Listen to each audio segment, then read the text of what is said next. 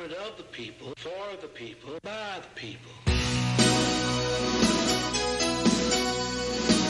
Earlier today, a Broward County Appellate Court judges upheld the previous ruling to ban the sale of Miami rap group the Two-Live Crew's double platinum album, Nasty as They Want to Be in Broward County. Welcome to another episode of Border Court Soccer Podcast for us, by us. Free speech. Covering a section of black culture and soccer. Yes, there's another gap between recordings. I can't help it. As usual, life has been life, and literally and proverbially. But y'all know we had to get this episode in real quick because, man, it seems like the sky is falling once again in American soccer. And joining me to talk about what the weather will be. Do we need to bring suntan lotion? Do we need to bring umbrellas? Like it's going to be it might not be a long one, but it's going to be a good one. Joining us is the superstars. And we're actually recording this on Henny Derby Day, so we got to get it 8:04 up in here. So we got Yogi from Can I Kick It? What's good with your ba? Not much. I just want to say, you started to show off like Arsenio Hall. That's what I do. Very, very, very blackish, but I'm just a man of the people. Yeah. Yeah, my life. And keeping it 8:04, our girl from Shea Butter FC, P-Berg, stand up. Matulka, if you really want to get technical. Whoa. Little bird! Don't give me Little bird! You gonna show up for the Tri-Cities? That's we the got count. Calm down. from Shea Butter. Do you think, little bird? Little bird? Oh, man. HSO too. Don't do that. She almost went full Colonial Charles City Whites, Red up in here. Arrestorfield. Don't go there after dark. Arrestorfield. Wow. She almost went full Charles City Red on y'all, like y'all have. Wow. See, every time. See, when you keep it 8:04, like we get that kind of stuff, man. Like it's like, yeah, like we know that exact shade. We know that how the pigmentation kind of works when you go across the river. It's like, yeah, we just know. I'm country. I'm across the I'm river. not Charles City country, little man. bird. I'm country. I ain't Charles City country though. I can't hang with them. No, I'm from Pittsburgh, and we like to solve all our problems by fighting. That's fine. We need to get. That's how we solve problems. Derby. It seems like. It seems like this is the week where, you know what? It ain't gonna be just you fighting this week. It ain't gonna be just you, because man, the tiki torches are full blaze right now. We say tiki torches in Virginia, bro. Right. Hey, that's also it's American soccer. The tiki torches are real. Look, I'm gonna give you a real Richmond analogy. Like it got to that point where you had calm people like, hey, Greg, we gotta throw these fists real quick. Like, I love you, but yeah, you gotta throw these hands. Yeah.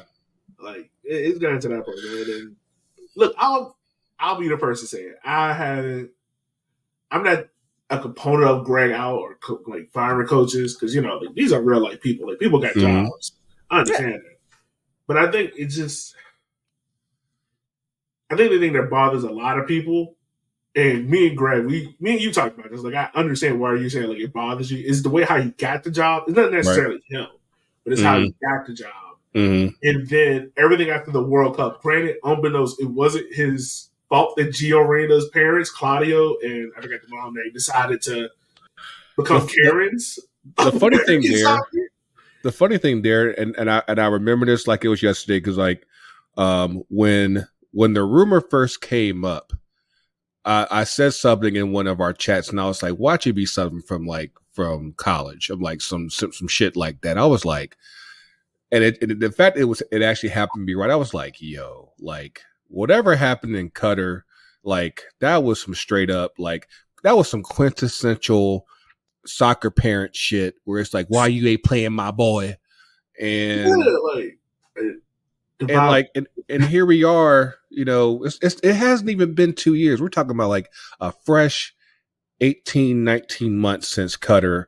And here we are talking about the USA falling out of the group stage at Copa America, of course, the Copa America that we're hosting.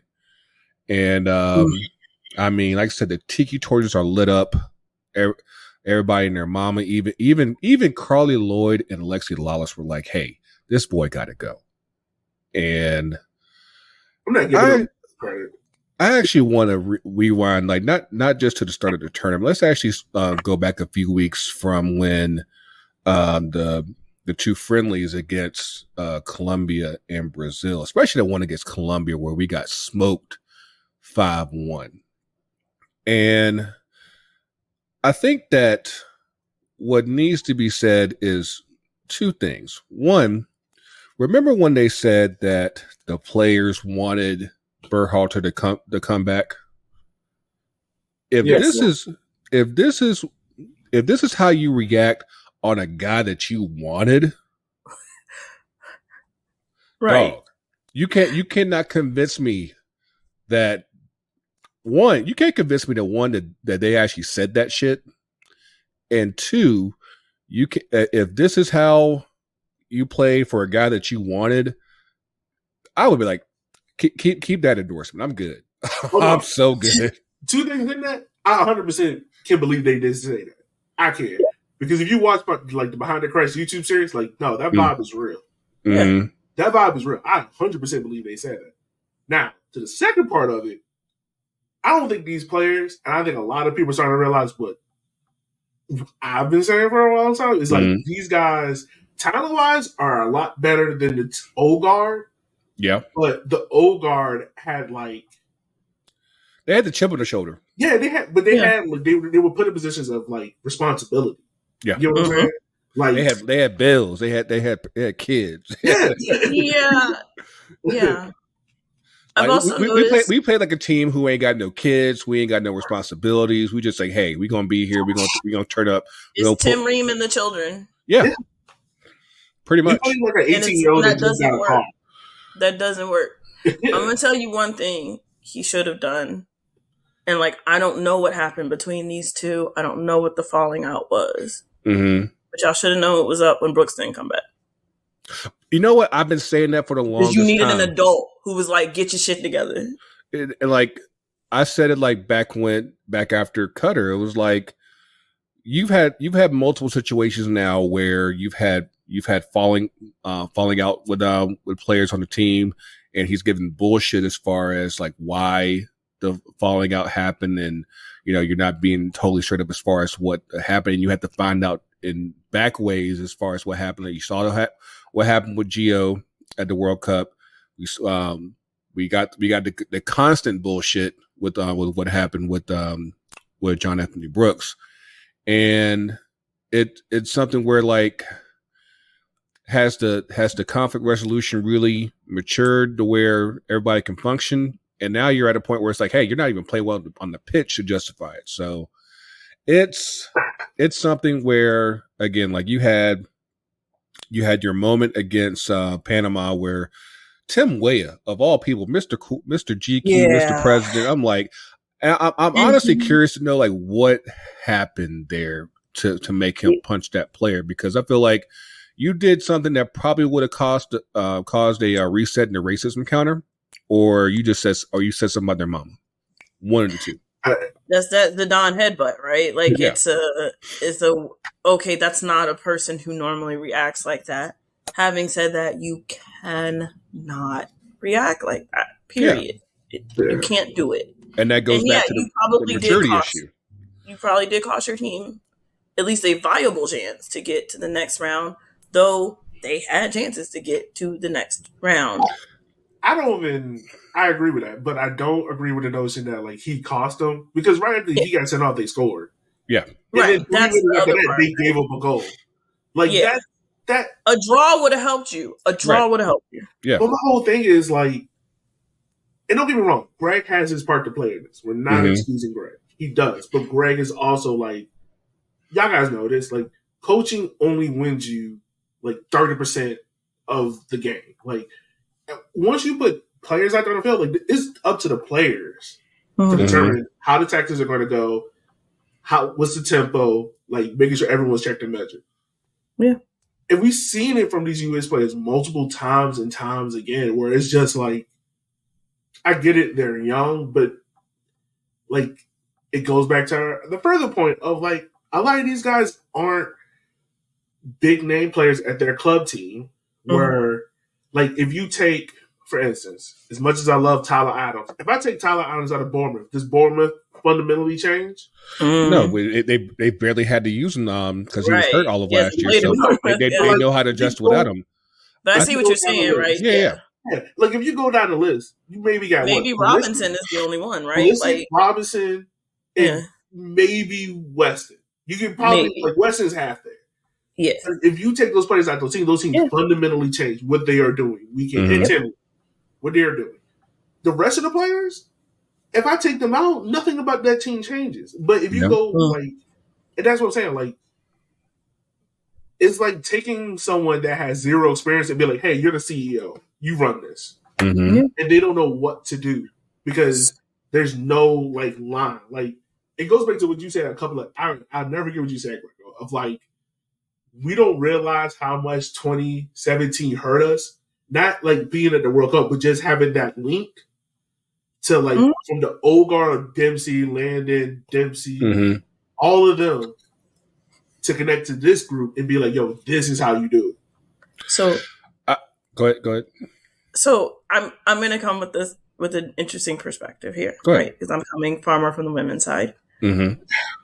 It's a federation issue, right? Because we also have a transition time on the women's side, and they waited too long, and so those vets, and particularly those vets that pushed off the pitch, right? Like who were able to fundamentally change things, weren't really able to work with this younger group of players. And that also shows there is just enough talent to sort of cover it up. And I'm going to say this, clearly the women are the money to some extent because they crashed out once. They crashed out once in their entire World Cup existence. And they went and got the best coach in women's football. It was available. And that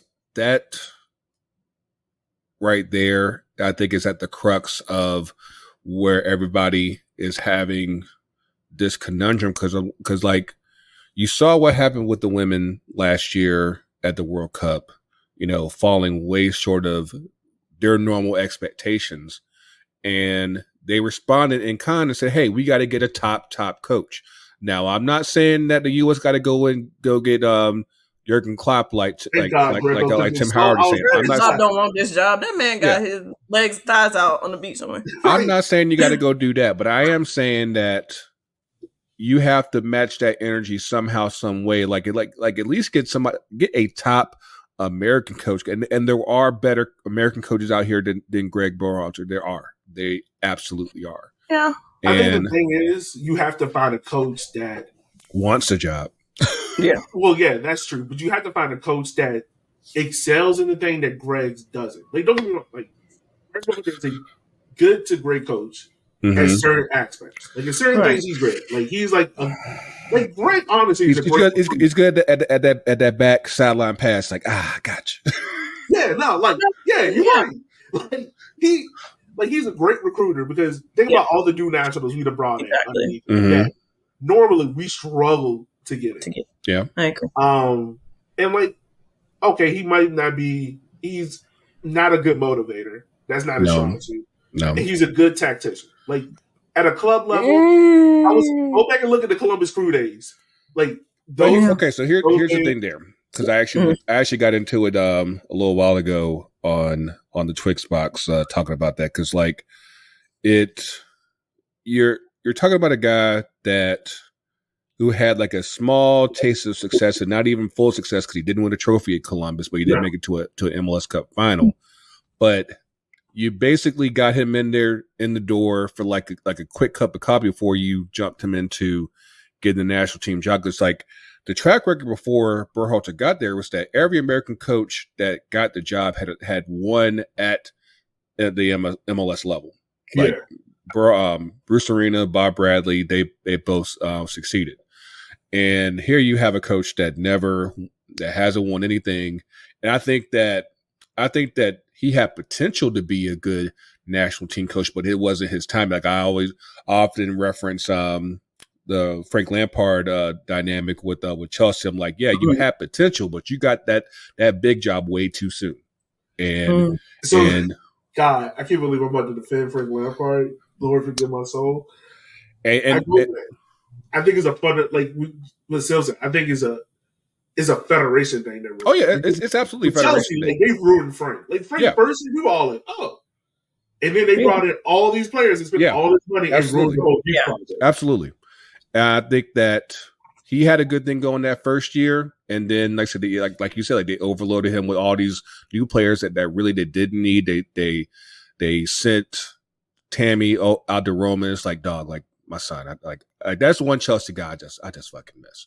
But yeah, like I feel like he got the job way too soon. And he didn't have the necessary experience I think that's needed for the national team job. And I feel like when you fast forward 18 months from Qatar, you have largely a lot of the same guys that you brought to that tournament. So if anything, you should be progressing with that squad. And I would say either at best, you've plateaued, if not regressed. Yeah, I agree with that. And the thing about it is because there's no qualifiers, we're already good for 2026. Like the most that we can really use would be like the Gold Cup next year, which really would just be more so a dress rehearsal. But again, the Gold Cup doesn't really mean shit, so it's just more so. Let's not do that. Yeah, but also. Let me know when Mexico or the U.S. has used that Gold Cup to go anywhere. Okay, look, for those two, yes, it might be a dress rehearsal. But for us countries like Jamaica, okay, we care about this, all right? Yeah, and I just watched the Gold Cup W, right? Okay, well, let me take it back. Nation League don't mean shit. I'll say that. Okay. Yogi it don't mean shit. Regardless.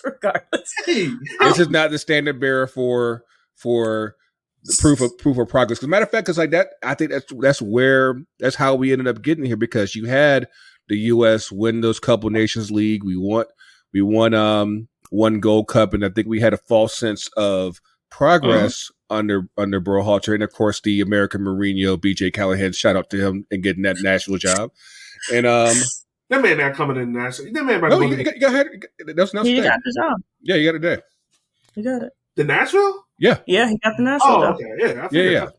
Okay. So yeah, like you had a false sense of progress as far as where we were, because mind you, going back to before the Omarion and the pandemic, like go back to the 2019 Gold Cup when Tata was still coaching Mexico and they smoked the U.S. And you fast forward to just 2 years later, where a lot of the guys that were on that squad have made their big European moves, and we were a whole different team in spite of Berhalter.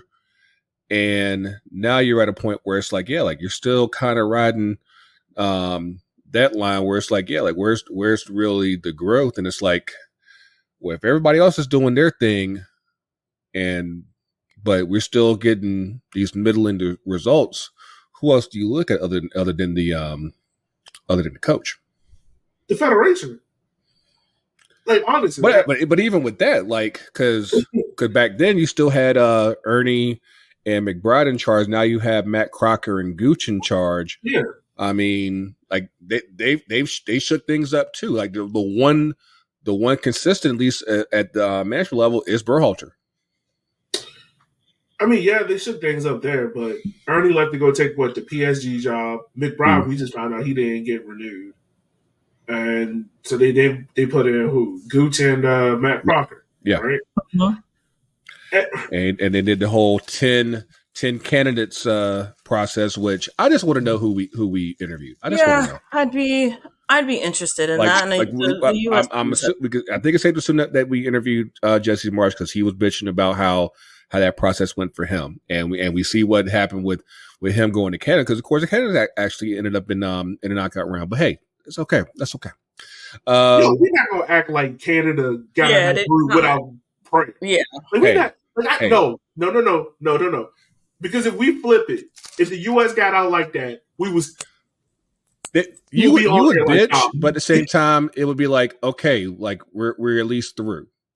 And and mind you, of course, you're also coming from this point of where Canada straight shit the bed at the World Cup. So you're talking about like, hey, like they rebounded from that to now you're having at least some bit of a respectable performance here. So, but Greggo, like, okay, just to use your logic, like you just came at Berhalter for winning the Nation League, right? Mm-hmm. Winning the Gold Cup, tournament redeemed, not reputable. Mm-hmm. At the World Cup, Canada got smacked around, right? The U.S. made it out that group. Mm-hmm. They people might want to listen as the bare minimum, but they did what was required of them, getting out the group and getting to the knockout round, right? And what did I just say? They either plateaued or you plateaued the rest. Now, for Canada, remember, all the hype was, they beat the U.S. in World Cup qualifying. Canada's really coming. And they topped World Cup qualifying. Yep. Back to the World Cup. They should have been. Mm-hmm. But also, we're talking about a Canada regime that hasn't, from my recollection, been to a National League final. Haven't played in the Gold Cup final yet. If I'm wrong. Hold on, wait. What's up? I feel like they did like one Nations League final. Okay. Yeah. But I'm just saying, like, again, like, but if you're going off the World Cup, this will technically be progress for them. It would be. Yeah. But we can't. That's what I'm saying. I don't feel comfortable judging it the same as the U.S. because of where. There's a little bit of a different qualifier there because of course they're coming from I guess you could say like a deeper hole, but at the same time, again, like you want to see tangible progress and like where else can you really look at given the dynamic of this cycle where nobody has to worry about qualifying for anything. Like you don't have to worry about qualifying for the Gold Cup. So it's like you really are just saying, hey, we're just playing games just to stay in shape. Yeah, no. But honestly, and I think that's the bad part. It's the timing, and if you don't have any other tournament to test you for 2 years, basically. And I think that, like, you could even go back, from earlier on in the cycle, because with everything that happened during the pandemic, like it wasn't like we were traveling a whole lot during that period. So like we weren't making those trips to Italy like that. We weren't making those trips to Germany like that. We were making those trips to South Africa like that. Like nothing that we've done in past cycles to kind of test ourselves. It's like basically we've just been chilling here and everybody come here. And I feel like, again, it gives a false sense of progress as far as what we're doing because I feel like this team usually plays in 3 places: U.S., Germany, or England. Yeah, for international games. Yeah. Like they don't, and don't get me wrong, like even in past generations, they weren't going to like Asia or South America or anything like that. But, and this is part of why the Nations League kind of hindered us as well as the host nation. I think it hinders us in the sense that because everybody else is doing Nations League, it ties those teams up as far as how we could schedule friendlies and things like that. Because like I said, other than I said, you had the one game, the couple games back last fall where we faced Germany and Ghana, but like other than that, like how often are we facing teams like that? Like how many times can you face Mexico and be like, okay, like we graduated from this level, we got to go somewhere else now. And honestly, that's true for both teams because I mean, Mexico also crashed out of the group, right? Like it isn't. We all have to test ourselves, and I mean they have their own issues. I have plenty of friends who root for Mexico who can opine all day. It's not wrong. I mean, like Mexico had shit to bed too during this tournament. So like we're both kind of in a space of where like we got to figure out some answers if we're going to have anything resembling a half decent performance. And I feel like I do hear the sentiment as far as like if people have been questioning whether or not this is the golden generation or not. And I feel like, I think you mentioned it earlier, Yogi, like on paper, this is easily the most talented team that we've ever had. However, I think that, like I said, we're playing like a team who has no responsibilities and it shows. And my fault. You're good. But I feel like we're in a space where until we get tested, or at least we get some dirt in the fingernails and shit, it's going to be easy for a top team to be like, hey, we can just push these guys around. They ain't got no dog in them like that. Like what's like they can get punked real quick. So we need players who are captains. Yeah, I mean, now we don't have nobody on our team who's a captain.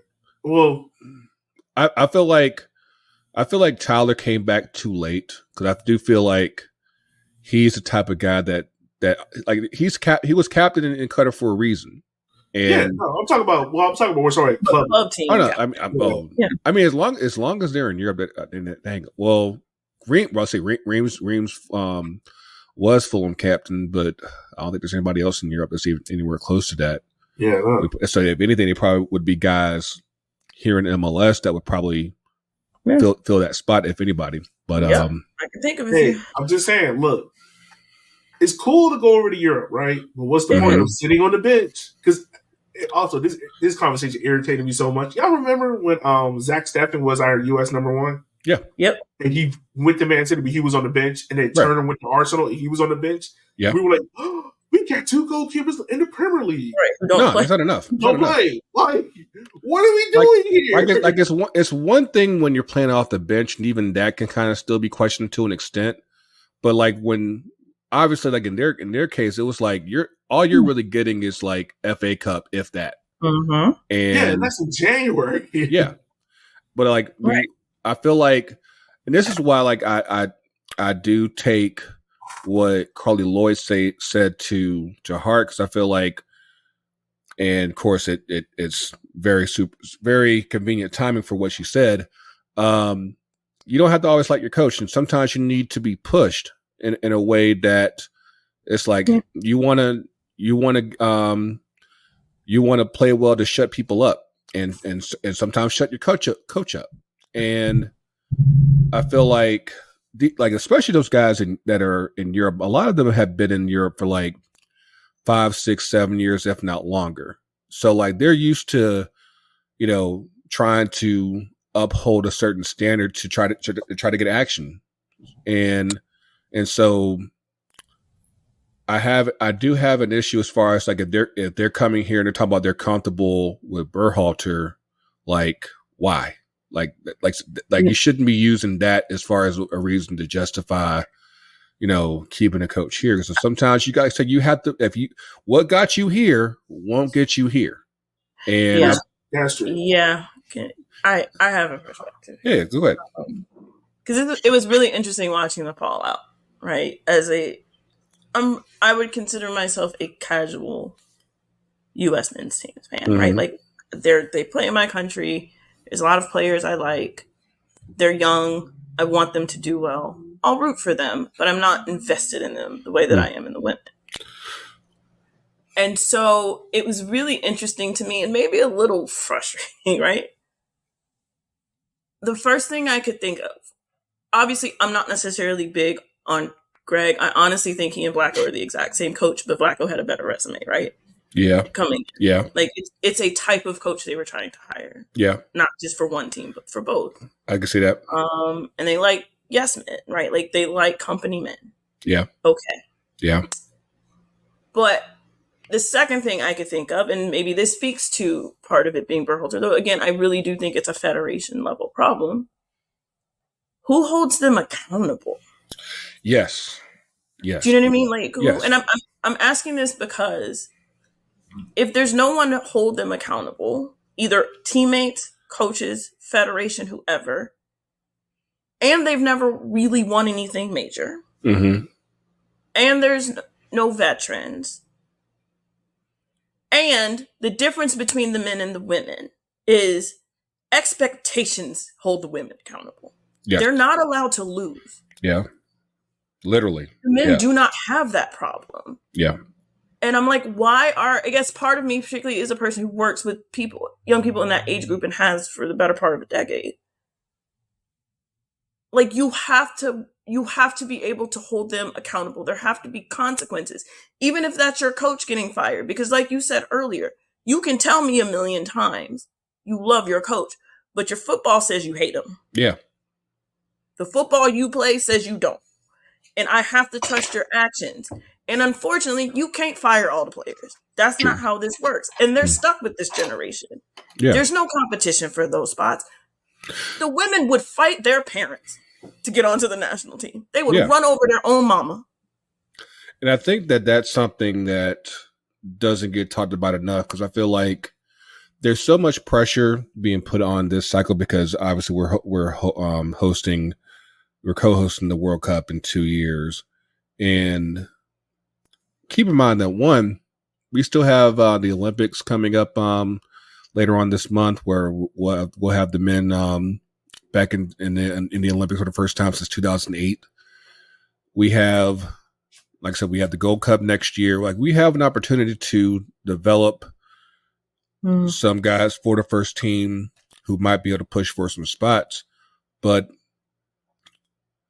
for the most part, I'd probably say at least 60% of the roster is pretty much for 2026 is already, as long as they're healthy, they're in.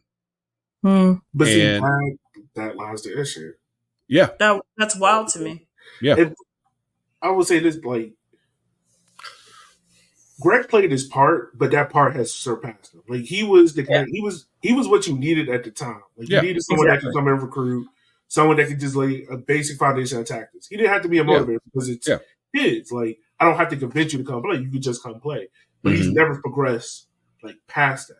Yeah, and that was the question after Qatar. It's like, is he going to be able, especially with what happened with Gio Reyna? It was like, are you going to show the type of growth that's going to validate you keeping the spot? Because, like, for what we had last cycle, I feel like he fit well enough for that spot, as far as just trying to get us back on our feet. You know, show that we got something to look forward to.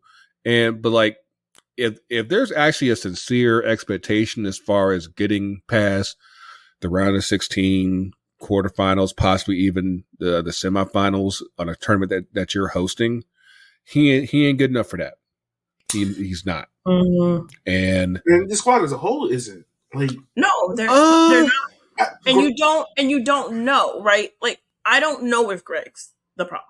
Yeah. Like, I would say he's not helping. You don't know how good they can be right now. That's the thing, bro. Like, he isn't helping. Like, Gregg isn't the issue. Like, he's not the prominent issue. Because like you said, like kind of like with Vlatko, it's like, yeah, he's not the answer, but you know the answer is bigger. The issue is bigger than him. Yeah, right. But it's easier to fire a coach than to fire 11. Always, any sport does that though. Yeah. And the whole thing is like, I look at it like this. My frustration with Gregg came out in this tournament, but I don't blame the whole thing on Gregg.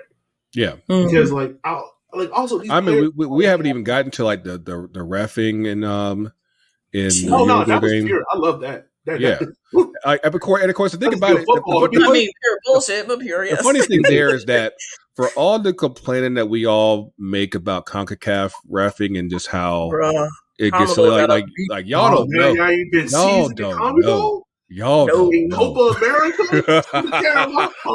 Y'all don't know. Boy, that's not even like a bad record. That was classic common ball in the Uruguay game. I'm like, y'all just don't know. Like, I mean, like we could shit on a good pro ref all day long, but they ain't got nothing on common ball. It's not even close. That man pulled out a yellow and told play on at the same time. I was like, oh, this my kind of soccer. I've never seen anything like that. That was just like, I didn't know a ref would think to do that. That was wild. His ankle turned into ground beef. And the ref looked at him and was like, yellow card. Yeah. You're not strong enough. And again, even with that though, like, that ref was also really young and incredibly inexperienced and should never have been able to ref that game. That moment. Like, there's no reason that ref should have been in that game. No. Right? That's a confederation issue, and CONMEBOL's had some stuff. Yeah. Including the ant fee. As well, which is a whole different podcast. Yeah. But like, I agree, right? Like, I don't think he's the problem. I also don't think he's the solution for this iteration of the team. Yeah. I think the team he came in with in his first tenure was probably the team he was most suited to coach. Yeah. And the game changes sometimes on you unexpectedly. Again, that's the same thing I'll say about Blacko. Blacko was bought in to coach veterans. The minute that team got younger, he was out of his depth. Yeah. That's not what he does. Honestly, his tactics are, you've played soccer for 10 years. This is the base of what I want to do. Go ahead and switch those positions. You know how to play football. You can't tell that to an 18-year-old. That's not going to work. Because it kind of reminds me of what happened with Germany at the past couple World Cups. It's like you need coaches that know how to handle the fact that, one, your team is getting younger. Two, your team's getting blacker. And if you don't know how to handle either one of those, it ain't working. And here you are, like I said, from where the team was super young back in 2018, 2019. You fast forward 5 years later, they got a little stubble on their chin, got a little peach fuzz. And it's like, you just need, now, more often than not, two cycle coaches don't work out that well anyway. But I feel like for where Berhalter was and for where this team was, it's like, hey, you need somebody that's a bit more advanced now. It's like, hey, we got it. Like I said, you're going from middle school to high school. Something else. I just thought about it, and a lot of people probably aren't going to care about it, but I like to think it matters. Like the psychology of it. This team didn't have any real MLS guys. You know what? Grind guys.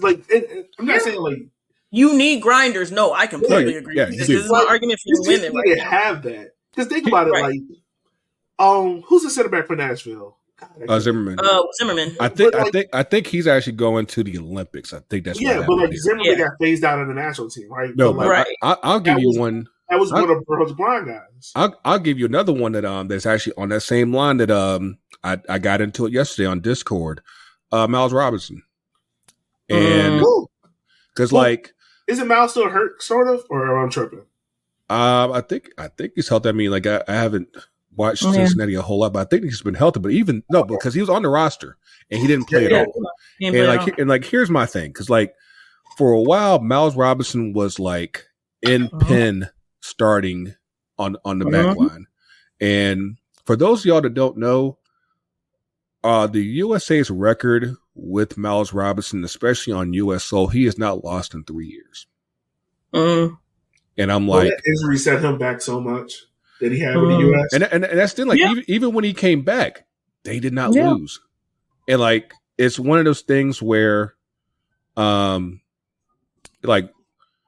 you went from a guy that's 24, 25, 26 to you started rolling with the veteran Reem, who granted probably should have been a long time ago, but hey, just people didn't take Fulham that seriously. But you had a young bull that you were riding with hard, and then suddenly you're like, he can't even get a game in, and that's just wild to me. So, and I think again, this is a Fed issue. I think it's more noticeable with the women just because they've been more vocal about it. This federation breaks players, man. Is, and not just physically, mentally. I was talking about this. Alana Cook made a World Cup, didn't play a minute, ain't been right since, right? Dog, she was supposed to be it, and it's Cook in and her. Greggo supposed to be it. I think of Ashley Sanchez. I think of I've never seen Sophia Smith happier to score a goal than she scored in that W goal. Yes. Just that first game with Emma. You know what I mean? And that's supposed to be one of them ones. She needed that goal. That man, it broke her. And so, and I see it with the men, but I don't think we have those same conversations, right? I think with the men, they're taught to be they taught to be quiet a lot more. Yeah. And I feel like you need somebody that, for as much bullshit as he catches, you need an Eric Winalda just to be like, hey, this shit's fucked up. Somebody's got to be honest. Yeah. Somebody has to say, what is looking you in the eye, right? You can have optimism. You can be hopeful. I mean, you have to be. You have to have a level of it can happen in order to put yourself through whatever the heck you need to put yourself through to be on a national team, right? I get it. Yeah. But there also has to be some realism, even if hey, maybe these players ain't going to be that by 2026. And so we need to adjust expectations. The problem is you've put all the money into the higher expectations that they probably can't meet. Yeah. Certainly not with this coach. And this is a rule of life. You don't grow in comfort. Yeah. No one grows in comfort. I'm a Rose Lavelle truther. You want to know why she's balling right now? Because Coy Bethune breathing down her neck. Yeah. Like, she never had nobody competing with her. Now Jaden Shaw and Coy Bethune here. She's like, let me get my shit together. I mean, do you know what I mean? Like, you need that on the men's side. Yeah. That competition is why the women win a lot. Yeah. Yeah. They lose a lot too. And like, but that's why they're competitive. And I think Sylvs agree. It got to be healthy. Like, you can't have toxic. Yeah, you can't be obviously. I mean, but no, one of them coaches, right? Like, there's a healthy way to do it, but there's a balance. I think we course corrected way too much the other way. Yeah, I think and that fix is at the top anyway, right? Like, yeah, we just got to have really long conversations on both sides about what that looks like. The women just get him a hate is right, who they basically hired to be like, hey, we can't fix everything. Do like the 10 things you do well. And we just gonna paper over the rest, right? But you can at least maybe get some wins out of us with this talent.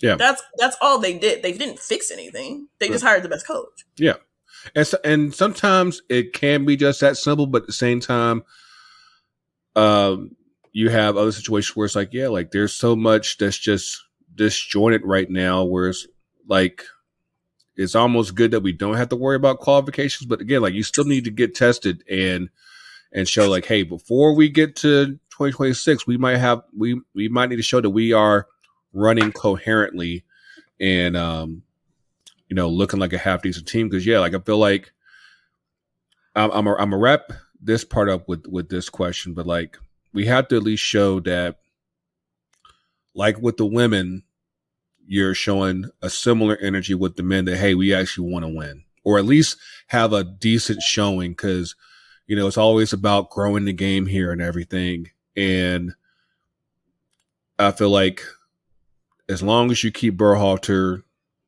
it's going to show like, yeah, we're only going to keep it 70 with the men. The women, we'll keep a high standard over here, but the men's like, yeah, we just want to do enough where the checks keep coming in. I mean, like as long as we keep bumping up the ticket prices and the revenue comes up that way, we're good. But can I ask a quick question? My fault. Go ahead, Yogi. No, you're good. I just have a quick question, I guess, again, casual watcher. Mm-hmm. What are the expectations? I'm glad you answered because I was ooh, see, that's what why are they? No one can answer me.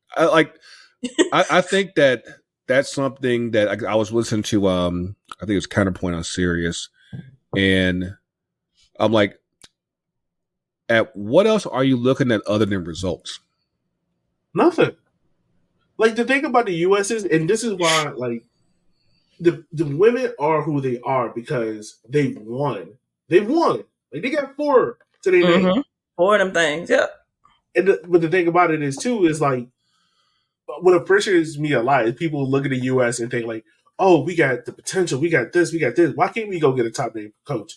Because you don't have a team that is a top-level team. Like, you don't have a Germany. You don't have an England. You don't have a France. You don't have a pipeline of talent that can conveyor belt talent in. Actually, I would slightly push back against that because I was looking at this like a couple months back. Like I said, like a lot of people are putting the focus on 2026 for obvious reasons. I would actually say, given the talent pool and the pipeline that's coming up, 2030 is actually going to be a really big year because you got to think about this. Like, again, like of course, you already screwed up the Copa America, but that's fine. You have the Olympics coming up later on this month, another Gold Cup next year. You got 2026. Then you'll have another Gold Cup in 2027.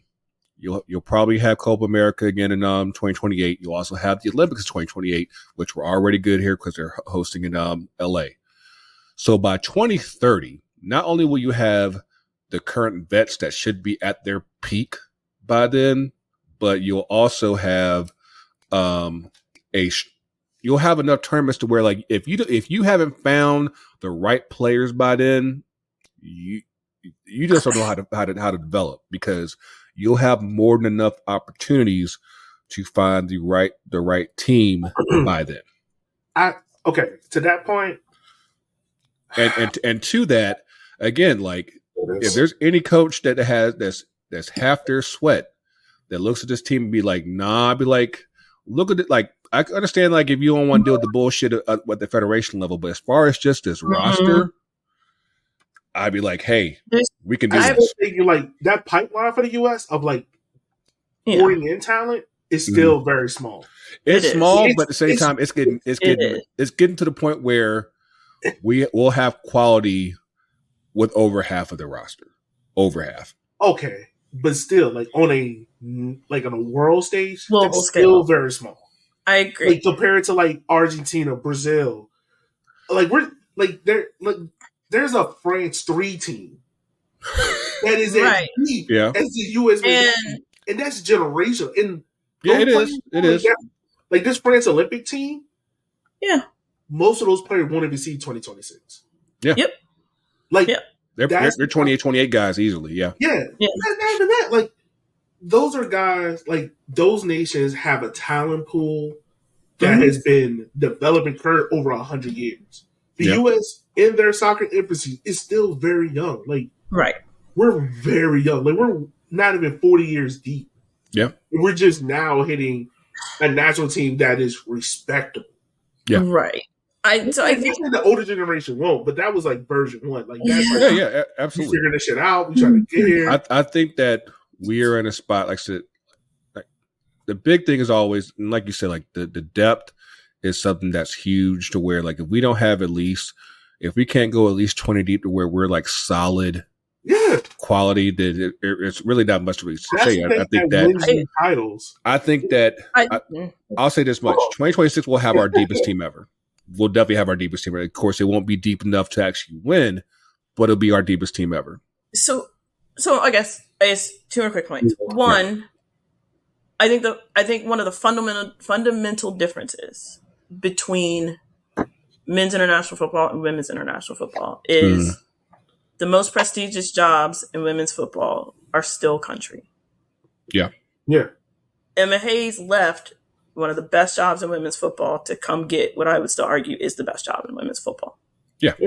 It's the gold standard. That's not true for men's football. The great coaches don't want to coach country. They want to coach club. You take that job when you're old and ready to retire. Yeah. Or if you aren't quite there yet, or if you're a compatriot and like you're waiting in the wings. The money is largely still in club football. So it's like, you really got to be in a point where it's like either they're going to break the bank for you, or it's like I said, like you're old enough where it's like, you know what, I want to slow down. I want to, just coach, every couple weeks and everything, and just work it that way. But and I think part of the lack of appeal too is, and this is not you, I think this is across the board, but I caught what you said. You were like, we crashed out of the Gold Cup. See, we crashed out of Copa in the group stage. It's like, or it's fine, it doesn't matter. I'm like, let me tell you something. The women have never been grouped. If they were, they would end the program. Yeah. And like the expectations are too low. And even then, like I counted back a little while ago. This is the first tournament where we've been grouped since technically you could say the 07 Copa America, but that was kind of like a blip in our memory. But the last one that we really stood out was 06 World Cup. And what happened? We fired Bruce Arena. I feel like for the standards, just your existing standards and precedence with this team alone, the last time you were in Copa, you went to the semifinals, you still wanted to fire Klinsmann. You go out in the group stage in 06 World Cup, you fired your coach. You have a situation here where you did not progress in a tournament that you hosted. And this again, if it's about results, this should be an easy choice. But we're dealing with a federation that wants to keep it 70 with their men. Like this would never happen with the women ever. And it's maddening because I'm watching these fan bases. I'm like, it feels like y'all are coddling them a little bit. And I'm like, you wouldn't do that for us. Yeah. They crashed out in the round of 16 in the things I saw online. Yo, He was gone. the U.S. women went out with Greggo around was the gone 16, within what, a and week? we all were like, all right, we understand there's fundamental change. We know like the women's game is growing. Like we knew it, and we held it to a higher standard. Yeah. The men go out around the 16, which So that's okay, baby. That's okay, baby. Right. I'm just like, are you serious? Yeah, that's But where I we think are. that goes back to your point, says like the expectations are different. Whereas like the women almost get treated, for lack of a better, like they get their success held against them, which is not a bad thing. But it's almost like the Lakers. Mhm. Like everyone looked at the Lakers and knew, like, all right, this is a first and out team. But when you see the Lakers in the playoffs, you expect it to be like, yo, it's quarterfinals or less. Like it's like Real Madrid. Like the expectations is if you're gonna lose in the Champions League, it better be like semifinals. The semifinals. Yeah, you better go deep into the final. Yeah. It's no first round exit. Where like the men are almost like PSV. Whereas like, hey, you got out the group. Yep. Congratulations. Your Ajax was like, hey, you made it to semifinals once in the last 20 years, but hey, that's enough to keep you around for the next 3 cycles.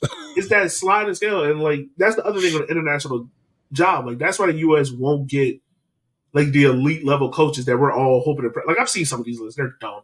Yeah, that's not happening. Like you gotta it's not happening because one, you can't afford them, and two, they'd be like, come on now, really? Yeah, but also like because the standards aren't there. Right. The standards aren't there, but also like if you're an elite level coach, if I'm coming to international management, it is to win. It is not to develop. It is not to take a program to the next level. It is for me to step in, me to be like, yo, this is the basics of what I want y'all to do. Go out here and play and win. Yeah. Like that's what it is. So I will leave y'all with this question here before we pivot. On a scale of 1 to 10, how confident are you that we fire Berhalter? Oh, I'm a 7. I think those statements today made it higher. I'd say like 7 or 8. Yeah. Because BJ Love, I think it's 7. Okay. Can I ask y'all this real quick? My fault, Greggo. What's up? Like, how do y'all think Gregg Berhalter is going to be remembered in U.S. MNT lore? Like, right now, I know it's tough. But like, how do you think he's remembered?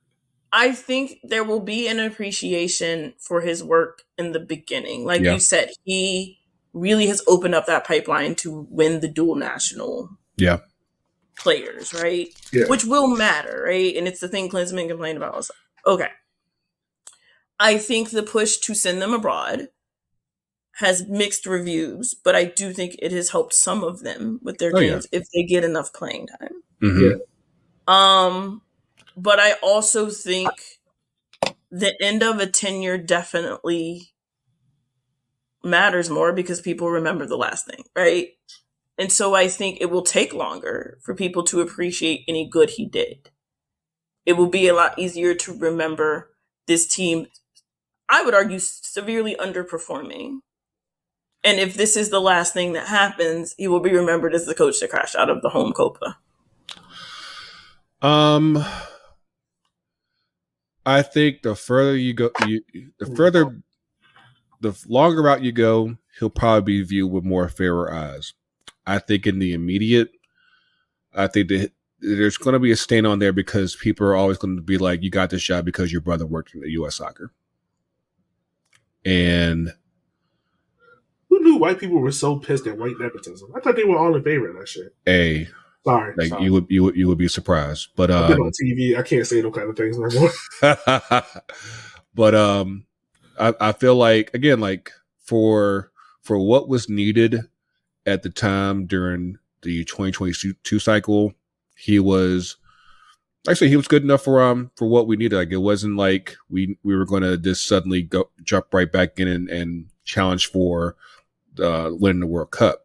I think it was just more so, hey, let's get back to a point of respectability. I think that you can argue with the Gold Cup and the Nations League. It's like, yeah, like you did all right. But yeah, like I think that just with everything since the Geo controversy has just been like, it just leaves a real nasty taste in your mouth. And it's going to be like, yeah, you probably stay too long. But I do feel like there will be at least a certain level of appreciation just for that first cycle, and then be like, yeah, probably should have left. Probably should have left on that high right there, literally and figuratively. But we will see. I right now I probably say I have a confidence level of 6 because I feel I just wonder like how in tune the management at U.S. Soccer is, because again, you can't give one side the energy that they deserve and then half-ass it with the men. If the standard is the standard, to be like Mike Tomlin, the standard is standard. So it's literally what I said the other day, and I was like, "That's how I know Tomlin's my coach." But yeah, I think thank you for your service feels like a good way to sum up his career. You know what? Can I be honest with y'all real quick? I'm trying to wrap this up real quick. I do want to hit up on the Euros and everything with San Diego real quick. We do too much on Pride 10th, and I feel like that's partly on us. This as far as like just promoting and everything. Because again, I'm gonna get into it as far as things that happened this past month and 2 up and 2 down. But if y'all still want to do some Pride 10 stuff, get at us. It's not that hard. FTCUTDshop.com/shop. I did a pretty good name set for one of our Atlanta jerseys recently, and I'm like, yeah, like that's the kind of stuff I still love to do for the culture, so that we can drip y'all up, whether it's for the Henny Derby, Cascadia Derby, El Trafico, all that shit. So make sure that you get at us, get your shit done right. At your boys at FTC at FTCUTD.com/shop, and maybe one of these days we'll finally get Shea Butter's store together, because we got. It is not Shea. It is not Shea who's holding that up. So that is a Butter. Hopefully we can get that stuff done. So Butter don't tell me nothing, so you know more than I do. But yeah, of course, the Copa America has been happening alongside the Euros. Like, is there any teams that have been standing out? Because I feel like everybody, I've been fortunate enough, through Sky's bootleg cable. To watch ITV and BBC's coverage of the Euros, and obviously they're all up Southgate's ass. But is there anybody that stood up for y'all as far as like, hey, they actually might have a shot? Because I feel like the past couple days, some teams have started to make a leap. I still think Spain's the best team I've seen. Yeah. Like I trust them the most, just on like talent on the field, pedigree. If you want to talk about a young player who's absolutely balling out of his mind, Nico Jamal is out here. 16, bro. Like, get out of here. Yeah. You know what I found crazy? The kid from Turkey, Greggo, my boy from Real Madrid. Yeah, bro. It just reminded me of something. Like, you know how stinking deep you got to be, where you got a kid that's that nice and barely sees the pitch at all at Real Madrid. Yep. Like, yeah, that's just insane to me. That's just absolutely wild to me. I mean, he's very good. I enjoyed Georgia. I knew it would end, but like, I enjoyed their journey through it, up through the round of 16. I really hope they continue to make more international competitions. They got something there. Yeah, definitely. Yeah, one of our guys here in Atlanta, he's on the Euro squad. I will say this. Slovenia, you were this close to just making that boy cry. You're so close to making that boy cry for real. Because they should have won that game, man. Like, and Sesko, bless you. I know Chelsea and Arsenal were battling for you, and you chose to stay at Leipzig. And I'm gonna say, as a Chelsea fan, yeah, that's probably a good call. Like, you need to work a little more. Wide open. Just beat the keep. Just lift it, son. Just chip it. So yeah, I thought they had some grit as well. The Austria-Turkey game was still really good, but yeah, it was clear that, like, okay, Turkey's probably slightly ahead, but I don't really trust the other powers. Maybe France, because they just know how to turn it on. Yeah. Hey, France still got the baddest motherfucker in the game. Yeah, because they. I mean, he does. Yeah. They can just do it. Yeah. I will say that that last minute goal by Jude, just go ahead and give him the armband. Just go ahead and give him the armband.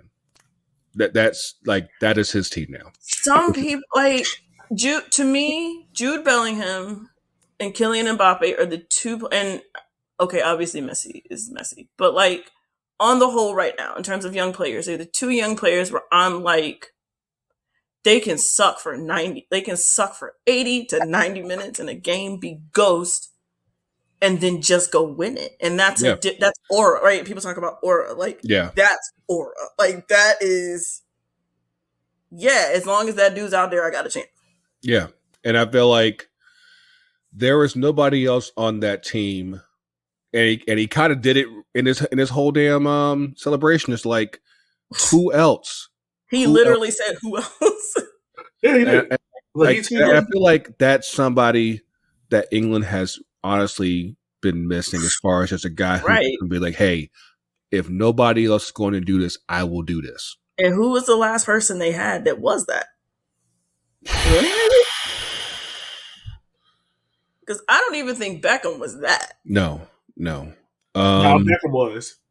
I mean, he was definitely arrogant. He Beckham was the last guy that was really like, "Oh no, I'm doing this." Because remember that World Cup that got him in, that free kick that got him into the World Cup. Yeah. Beckham was the last guy that's really like, "Hey, like this dude did a bike. This dude did a bike with a minute left in their Euros. He was just like, I'm gonna do it. I'm just gonna hit it, see what happens." Bro, if that's anyone else in that position, we are all screaming, "No!" What are you do? I screamed it at him, I'm like, and then he hit it. I was like, "Of course he did. Of course he did." I feel like, actually, England's just such a weird team in general. Speaking of coaches who've probably taken a team as far as they can go, I mean, it's been funny to me just seeing the comparisons between Southgate and Berhalter. And I'm like, I'll say this much. If I'm Southgate, I'd be like, y'all need to get that group stage bum out my face, because no, bro. Southgate's got to a final and a semifinal about the Southgate, right? Like put some respect on their best ride, right? People are bad, like, bro. England has never been this. I want to be mad about a final. I'll say, it's clear they need fresh eyes, but at the same time, you just look at his, especially like that 2022 cycles, like I say again, put some respect on his name. It's that simple. Yeah, and I just think that's a difference in standards, right? Like English have even if they're unwarranted, high expectations, right? Yeah. Like, it's coming home every damn time. And it never does, and it's fucking. They don't have this energy for the women. Yeah, the women are the ones that got it done, right? But the women also went and got a good coach. Yeah, they went and got Wegman, who had already won. Yeah, and that's what England needed to take them to that next level. Yeah, they needed something different. Notice the coincidence. Phil Neville won't gonna do it. God no. Shit, he barely did it. Notice the coincidence. The women will go respond accordingly. The men be like, "Yeah, let's keep riding what we got here and see what happens." Right. Like, having said that, chances that the U.S. hires Gareth Southgate. Not if United don't do it first by next year. Well, they keeping your boy for one more year, so we're gonna see if he waits it out. Okay, it won't take problems. He wins though, but also he's won something, right? Like that matters. He ended the season with the perfect note to be like, okay, we just might be able to do something here, but now there's still just so much that needs to be addressed. Literally, the stadium needs to be addressed amongst everything, and of course, just a quick sidebar: do right by the women's team, please. United, like, can we do that, please? No, but yeah, I wouldn't even be mad if they hire Southgate, honestly, because again, where Southgate has been, the US ain't never been. So like, that's further than you ever gotten. Unless they make it to the final, I'm pretty sure that they still need to go ahead and move on from Southgate. But yeah, like, don't compare that dude to Southgate said he already said this was his last tournament. Yeah, because he's tied, and the pressure that comes with that job, as ridiculous as the US Fed is, it is nothing compared to the manager of England. Nothing really compares to that job. Like, really, like, God say, if Southgate gets them to the Euro final, and let's just say he wins it, I really want this man to stand on stage with that trophy. Like, you remember when he won his first trophy? It's about damn time. Put some respect on my name. He can just walk. Just walk Yeah. away. I mean, Yeah. he'll be able I respect he'll be able to that. write he'll be able to write his own card afterwards. But yeah, like And I just think like we I'm try. out. If we're serious, I think we try. My other very like dark horse sneaky one is Hervé Renard, because he's done with the French women after the Olympics, and he's won with men's teams before. Yeah. You know what? As much as I hate I'll go for the Bond villain. I'll go for it. I think that's where they're gonna go. Really? Like, I honestly think so. I think it's a good shout. And you know the crazy thing is, I honestly see it working because, like, what do we complain about most? Like us, we complain about most about the UFC. We don't see no fight, no passion, no grind. Right. And think about what he did with Saudi Arabia in the World Cup. Yeah, that's what I'm saying. Like sometimes you you need to know what you have and be like, hey, And he's won AFCON twice. Like he knows what he's doing in that regard. Like you have. And we're about that level of talent. We need to be honest with ourselves. You have to know what you have. One more time, Sylvs. We are about the talent level of team he coaches. Yeah, and like, and if you know that you need a team that can fight, like sometimes you need a coach that knows how to fight too. So again, like don't let that chiseled jaw fool you. And the U.S. media will eat him up because he'll be on everything. Because the moms are gonna be hot and bothered. Oh man, like, a coach that knows how to go to a play and knows how to get elegant. Well, also I need a coach that knows how to swing a knife around at 3 a.m. in the morning on French Street. His shirts might be crisp, but he can get in the trenches. Like he is. He's solid. He's a solid coach. I need him to go to South Memphis. That's what we need to put the U.S. training base at. It's South Memphis. But okay, he'll be in and around Atlanta, which is also very funny. Yeah. The king of diamonds.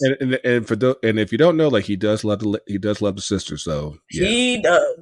So, yeah. He might be. He'll do fine. He might take that job just because. Unlike Klinsmann with Korea, that man go be in Atlanta. Oh my god! Absolutely. That man let's spell it and be like, hey, can they play? Hey, can they play? They need a coach. They don't even got a team. They need a coach. Go to East. He gonna be at East Atlanta FC in no time. You're like, hey, I just want to hang around real quick, you know. But yeah, let's hop up here in this 2 up and 2 down, because like I said, we'll easily go off the rails real soon. But Yogi, Mr. TV star, what you got, man? I wonder what you've been doing this week. Well, get us up ready for the Henny Derby. You know, the CBS interview was pretty dope. Wasn't expected, but I have said this before. We've all said it. Like, they need to reach out to us just outside of the months of February and June. Like, we are contributors to this sport. You know, we are very well educated in this sport because a lot of us, soccer wasn't our background. So we had to really teach ourselves about this sport, and we need to be respected for that.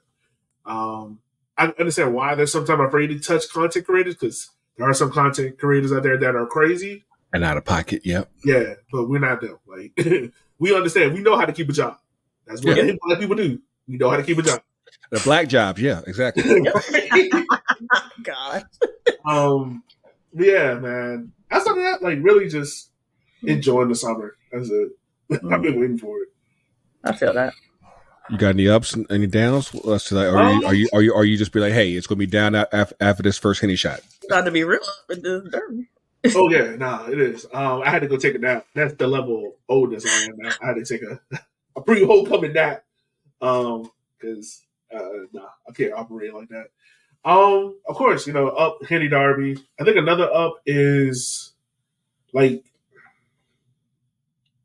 I will say this: I have watched a lot of women's soccer, more so than I have watched men's soccer the past couple of months.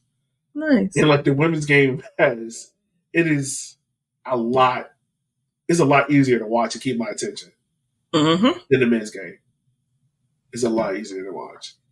The down I have, people, we got to stop thinking that Lexi Lawless and Carly Lloyd are right. Like, I've seen y'all say, oh, Brookie Club can be right. No. Because that's all they want. They fascists. They're racist. They want you to be cool with them. So when they say some out-of-pocket shit, they're going to be like, oh, well, you were agreeing with me when I was saying something you like. Right. No, stop it. They're not going to change. They are who they are. Stop it. You're smarter than this. You have a college degree. Use it. Ooh. Amen. That's all we got. We got no downs. Oh, well, that was the down because people They just are That is true. Cool. Glad to have you on as always, Mr. Yogi. Yeah, Miss Sylvs, what you got? Life is life, and I'm gonna hop back on and finish this project for work after this. That's due by the end of the day. So I need to do that. But honestly, great job. Like, I enjoy my job, so it's nice. I'm settled. Yeah, just really resting, recuperating. I was traveling for basically the better part of a month, so my body's finally sort of readjusted to Pacific time, and I get a few days off here to just relax because I'm not trying to go outside because it's gonna be like 90 something, so I'm not really trying to bake out here in the sun. But I'm gonna enjoy the days off. I got food in my fridge. I'm blessed, so cook a little bit, hang out, watch some football, uninterrupted. It'll be nice. And then as for ups and downs, I'll go ups first. So one, I'm getting this Olympic fever. I've been watching these trials and all the Black excellence coming through. Feel good about it. Feel good about our chances in Paris. I don't know what version I'll be. As a person, what version of myself I'll be if Sha'Carri wins this thing. I ride for her. Like, I'm always root for her. I'm always root for that young lady. And all of our runners, really, like, not just her, but like. No, we ride for Sha'Carri. Like, I ride for Sha'Carri. I don't play about Sha'Carri right now. I don't play about Sha'Carri or Angela Reese. Like, I don't play about her right now. Sha'Carri gives very strong P-Berg vibes. I'm just gonna say that about. I mean, yeah. She Pittsburgh. Hey, nah, bro. She look like she went to Hollis Springs, don't she? Yeah, No. like that's a Hopewellian. No, she got full George Wood vibe. Nah, Greggo, nah. Meadowbrook, that's a Meadowbrook here right there. She went to Hollis Springs, Greggo, because you know why? Because Hollis Springs gave her a academic scholarship for transportation fees. I'm not in this. I'm not in that conversation. I'm just saying. I'm just saying. Wow. Hollis Springs come to school. You want to make the league, son? There's about $3,000 in that bag. That's for hilarious. Travel expenses to you and your family. We in the air, and now she ain't gotta do all that. Ain't gotta do all that no more. But yeah, it's been dope to see her. It's been dope to see the Simones. Sid McLaughlin racing against herself at this point. I don't know. Yeah, seriously. Like, it's wild, and just like all the other things, I love watching sports that I don't ever get to watch at any other time in 4 years. Like, I be an expert on stuff that I don't even know how to like. Yup, bro, we want to watch Steve shit. Like, hey, he hit that jank dog. You're supposed to tilt this way. I'm like, I don't know what I'm talking about, but it's fun, and it's the only time I'm really patriotic. Like, it was the one time I am all in on the U.S. But yeah, so it's like it's a nice feeling. Obviously, there are many problems with the Olympics, but like, the feeling of watching your country being represented, I think, no matter where you are, is still a source of pride. So that's my up, along with, speaking of the Olympics, for the first time ever for the U.S. women, that front line is black on black on black on black. Black. And I'm not going to lie. Like, 3 years ago, when we started our show, we said, hey, it's coming. I didn't know if it was actually going to come, but it's here. And we're not going back, by the way. I need y'all to go look at the talent pool. It ain't. It's getting black. This wasn't even there about it, because I mean, you still got Mia Official that's healing up. I'm so sad she's hurt, man. I wasn't ready. And if we could just get Messiah back on the right track, because I don't know what's happening in Angel City. We need to get another coach in there. Well, they about to get that Disney money now, so a whole lot. Yeah, that's true too. That's true too. Woo, $250 million. My God, today. The richest women's franchise, period. Ever. In sport. Yeah. In sport. That's for bananas. For a team that's what, 2 years old? That's it's their third season. And a team that I was at the game on Sunday. They saw that game and still said, we're going to buy this team. I'm like, you know what?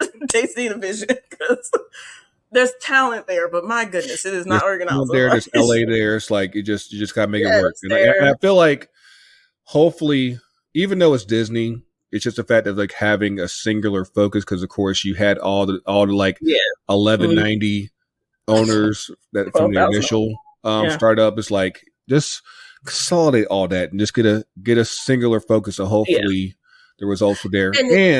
And we finally got the queen back on training again. So nature's healing. I think she's about to come off that list. Nature's healing. She's in full practice basically. So the same way I felt about Kat, I'm gonna feel about that. Like, man, it's been a long time coming. So yeah, like there are things to truly, despite what I'm about to talk about in women's soccer, like there are things to be excited about in women's sports in general. And it's just an incredible time of growth. You have, the W and all the stuff that's gone on in terms of discussion here, and the lightning rod that it's been. But also, A'ja Wilson, the best player in the world. I know that's your girl, Yogi. Best player in the world, and just makes things move. And it's a joy watching her play basketball and bringing back the mid range. I really thank her for that. She is in such her bag right now. She is such in the pocket right now. It makes no sense. It's ridiculous. And then, however, down is all the other stuff that's going on in women's soccer. You can look at England and all of these clubs, like United at the top level, but also Reading, Thornsby, Sheffield United, it came out today. Blackburn, like defunding their women's teams, making them part-time, giving them portable facilities, all of these different things that do nothing to grow the game as everybody trumpets. And then here, obviously, there's been some firings in the NWSL that makes sense with the halfway point of the season come and gone. Obviously, Amy Rodriguez was fired at Utah, which makes sense just based on performance. They're last in the table. But they also didn't set her up for a whole lot of success, either with roster construction, staff, anything like that. And then, of course, the big shock was Casey Stoney being fired at San Diego. It came to a shock to everyone, including Casey Stoney, who had been successful, third year, same as Angel City, expansion team, made the playoffs both years, won the Shield last year, won the Challenge Cup at the beginning of this year. And we are now finding out all of this other stuff that's been happening at San Diego. I am privy to a lot. I will say that. None of which is my story to tell. But one, whatever you think it is how bad you think it is probably worse. And two, they're far from the only franchise. Still. They're far from the only team in that league. And so it's also, we got to call out the league too, because you're letting this rock on your watch when we were told there was supposed to be change. Yeah. And this doesn't feel like change. This doesn't feel like anything different than before. I had to watch Sally Yates look very distraught on my camera 2 years ago, and consider all the things Sally Yates has seen.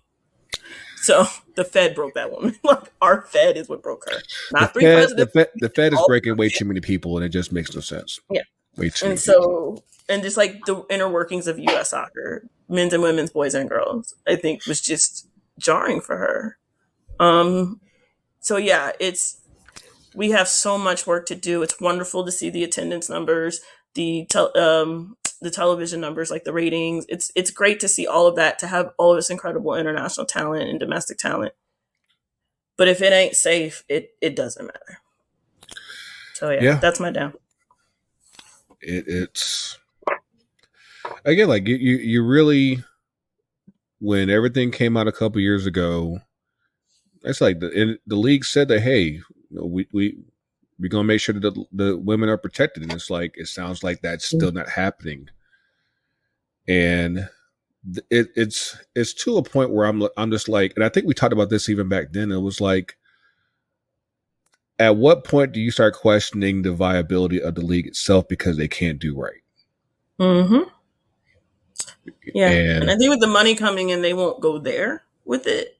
But yeah, like something's fundamentally got to change. Yeah, absolutely. I got a couple ups and a couple downs.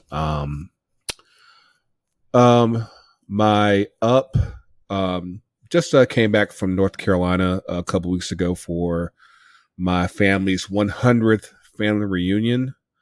The crazy part is that it still wasn't everybody because we had like 180 deep, and it wasn't everybody. Like we literally had to take like the largest facility that we could get in the town in my hometown, Kinston, and again filled it up, but still wasn't everybody.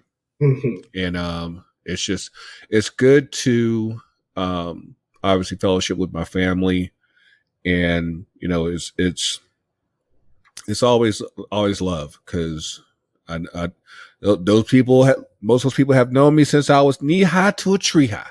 Ooh. And you know, it's you know, where I'm at in my life right now is just like you appreciate, you know, the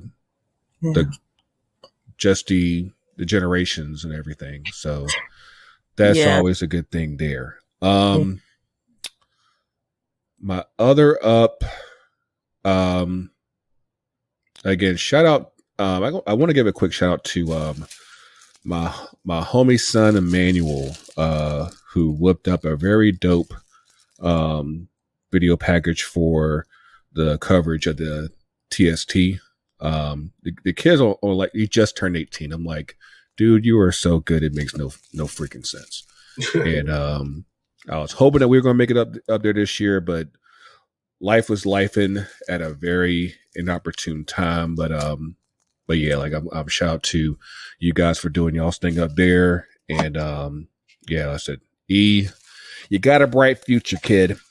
The kids are fire, because Anissa was with us for TST as well, and like these kids are on it, man. They different. Yeah, they different. And yeah. And again, speaking of kids, I mean, I think I said this during our last episode, but I need to say it again. Corey Bethune, just Corey Bethune. The culture, she the one we've been waiting for, man. Yeah, she makes the skin feel like she did a nice celebration. Like, yes. Dog. Yeah. It reminded me of what was it? It was an episode of Fresh Prince where when Jazz got married, he's talking about if I was 7, I'm gonna lean on 10 and we gonna clean it up. I'm like, yeah, like that's culture right there. Like, you know, just the fact that she even thought of that kind of stuff is like, that's it right there. That's it. I'm gonna try my best. I remind me to just do something positive before we wrap up here. But about a month ago, the fam, we encountered a loss in the family. Coach Tony, his older brother Ben, passed away suddenly out here on the east end of town. From what Tony told me, like it was like completely sudden. And you know, he was due to turn 50 in September.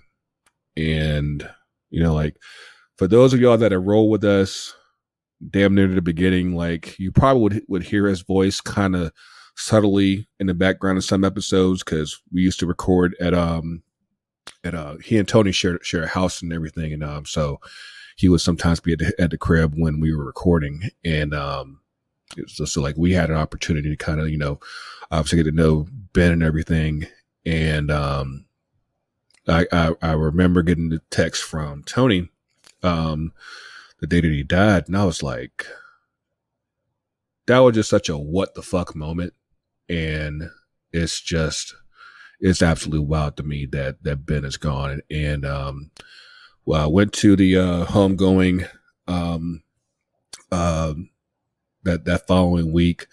For those of y'all who aren't quite sure, y'all know Tony is a big Howard man, but also his brother's a Howard man as well. Because the reason why Tony went is because Ben went, and